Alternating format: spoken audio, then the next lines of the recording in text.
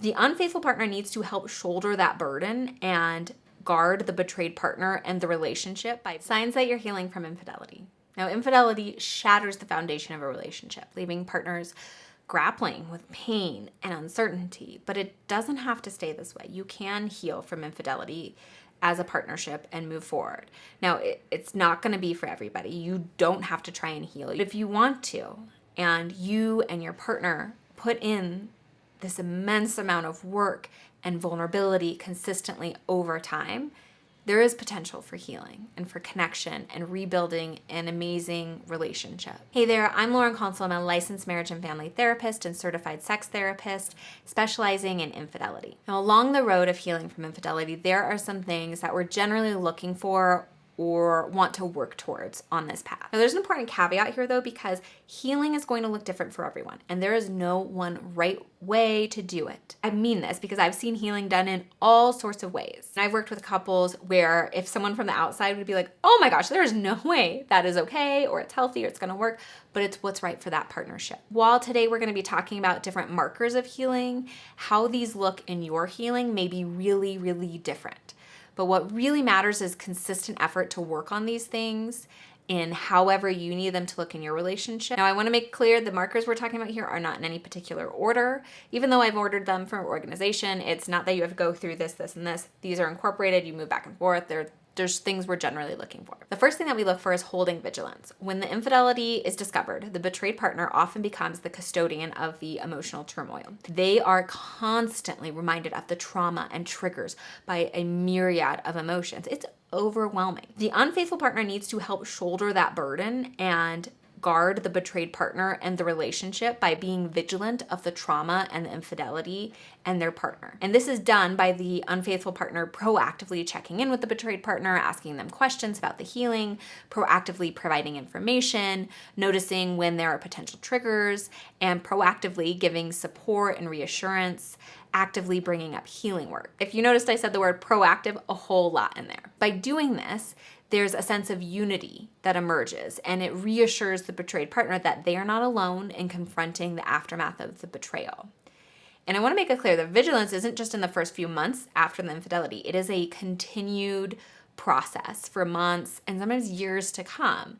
Now, it's going to look different as time and healing goes on, but it needs to continue. And something that's going to shift later on is vigilance from the unfaithful partner protecting the betrayed partner to both partners holding vigilance for the relationship. But that's a shift that comes with time. And that vigilance is something that will continue throughout the rest of the relationship. We all need to be vigilant about our partners and our relationships. Number 2, understanding the why. Understanding why the infidelity happened and why each of you are staying in the relationship is a key to healing. It's like having your car break down after going over a bump on the road, and you take it into the shop and you tell the mechanic, I don't know what's wrong with it, but something is very wrong with it. And if the mechanic can't figure out what's going on with it and just takes a guess and fixes something at random, says, I don't know, maybe I fixed it, but you'll probably be okay. You're not going to feel very confident or safe driving that car around. You're probably going to be terrified every time you go over a bump again in the future. Versus if the mechanic finds the reason that the car broke down, fixes it, and tells you what to do in the future to help decrease the chance of it ever happening again, you're going to feel way more confident and safe driving that car because you know why it happened before, that the issue was actually addressed, and that you have tools to help prevent it from happening again. This is why understanding the why is so important, because it rebuilds that trust and safety in the relationship. But the why is rarely a simple answer. You've got to go deep, and it's usually multi-layered. It is rarely as simple as getting to one core reason. It's not just like peeling an onion. I wish it was. It would be so much more satisfying if we could go, here's the thing. It's really more like peeling a head of garlic, where there are lots of different reasons that contributed to the infidelity. And we have to look at each one and peel back each layer. So it's an ongoing and evolving process. Very rarely is when people come to me for the first time and they say, here's the reason the infidelity happened, is the actual thing that we finally get to the bottom of, because there's a lot more going on there. Number 3 is recalibrating the relationship. If you stay with your partner after infidelity, you can't go back to the relationship before the discovery. That relationship is over. That is sad. And you're going to have to grieve that loss and the loss of what you imagined the relationship and your life to be. However, you now have the opportunity to create something new together. something stronger and deeper, and that is beautiful in its own right. So instead of looking back of where you used to be and comparing, well, I want to get back there, we used to be like that, look back and grieve the loss. And as you do, you will move forward into a new relationship. And so you have to ask yourself, what do I want in this new relationship? What is love and monogamy and connection and intimacy? What does this all mean to me? You get to create anew. Now, this really requires each partner to go inward and reflect on what they want. And you have to look also at your relationship cycle and be honest and how each of you contribute to the unhelpful and helpful patterns. Now, this is not taking responsibility for the infidelity, but for patterns in the relationship, which we all have, because the responsibility for the infidelity is solely on the unfaithful partner. The relationship dynamics are on both of you. Number 4, you're honing your emotional intelligence. Healing from infidelity requires incredible vulnerability. In order to be vulnerable yourself and sit with your partner's vulnerability, you need to have a good sense of recognizing emotions and ability to sit with them and manage your own emotions. And this starts with first understanding your own emotional responses, and not just mad, happy, sad, but getting more in depth of the nuances of those feelings and where they're coming from. Learning to reflect and validate your partner's emotions. Remembering that validation does not mean agreement. It just means that you have empathy for your partner's experience and that you see their emotions as valid, because they are. Emotions are always valid, even if how they manifest are not.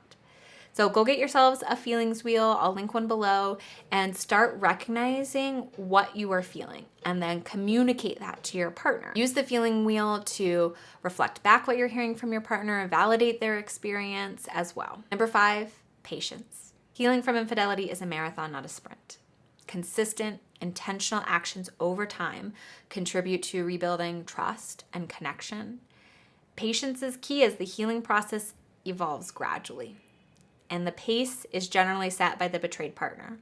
And both individuals should remain committed to this journey, understanding that genuine recovery requires time and unwavering dedication. Now, this doesn't mean you don't make mistakes. You are going to take some steps back and some steps forward. You're learning new skills. You're trying things different. But it's this consistent desire to keep learning, to keep trying, to keep editing.